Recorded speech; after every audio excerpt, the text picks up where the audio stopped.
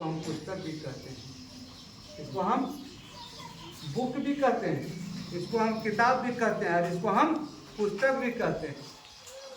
तो भाषा का अंतर हुआ। बुक हम किससे कहते हैं भाई? तो अंग्रेजी शब्द हो गया।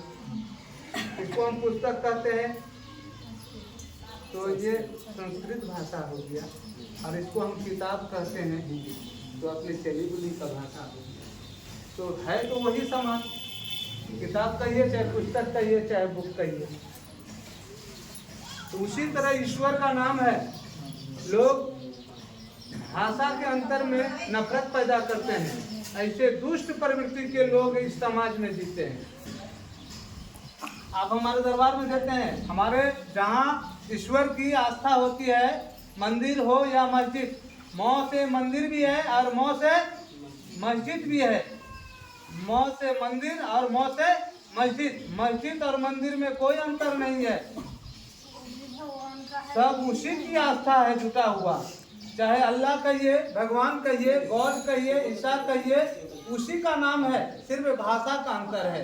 इसीलिए जिस मजहब से, जिस धर्म में, जिस आस्था में जो जन्म लिए हैं, उसी आस्था, उसी मजहब, उसी धर्म के अनुसार जो पुस्तकें लिखते हैं, जो आपको गाइड करते हैं, जो पूर्वजों ने आके लिख गए हैं, उसी विधि विधान के अनुसार ईश्वर के कदम में अपनी स्मरण बनाए रखिए, अपनी आस्था और विश्वास को बनाए रखिए।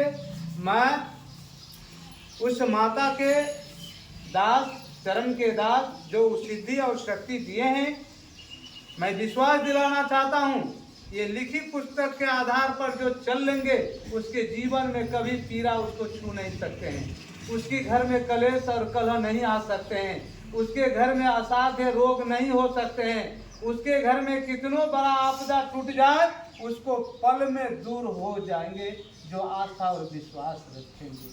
आस्था और विश्वास नहीं रखने वाले को पल भर के लिए देखने के लिए देता है, बहुत बड़ा दौलत देगा आपको। जब आपकी अहंकार हो जाएगी, जब आप उसके कदम में नहीं झुकेंगे, उसके चरण में नहीं झुकेंगे, उसकी आस्था में नहीं जाएंगे, उस पर विश्वास नहीं रखेंगे, ऐसी दौलत पल में दूर हो जाएगी। वो तो उसकी इच्छा से सारी चीज चलता है। एक ट्रेन चलते हुए देखे हैं, ड्राइवर का काम होता है कि उसका सिर्फ ईयर को खोलना और ईयर को बंद करना, वो गाड़ी नहीं चलाते हैं। एक कंट्रोलर बैठे हुए हैं जो उसी जगह से अपना रिमाउंट करते हैं किस लाइन पर कौन गाड़ियां चलते हैं, वो चलाते हैं उसको। उसी तरह एक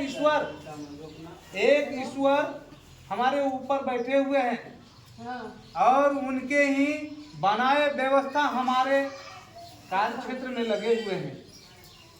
वह अपना रिमांडिंग करते हैं कि इस जग जीवन में जीवों पर कब कहाँ किस तरह की आपदा आ रहे हैं, कौन बहुत ज़्यादा पीड़ित हैं, तो उन्होंने अपने व्यवस्था के ऊपर उस मैसेज को भेजते हैं कि जाओ फलाने परिवार में इस तरह की कला आए हुए हैं और जो हरि के भजन में लगे हुए हैं, फिर उसकी कष्ट उसको काहे छुए हुए हैं, तब आपको दिशा मिलता है, दशा मिलता है।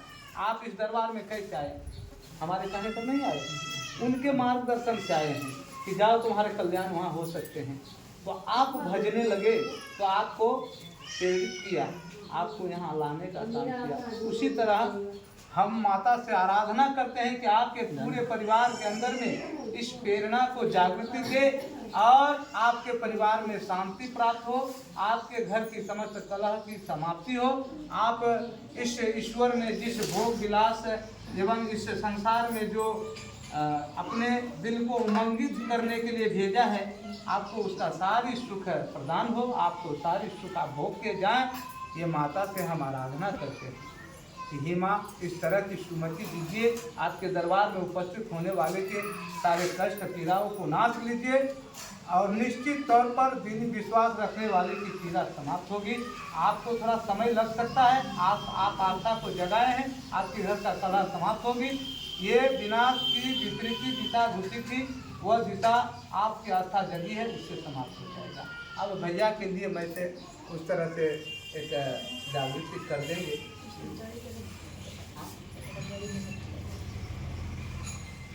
उसको पहले देखना पड़ेगा।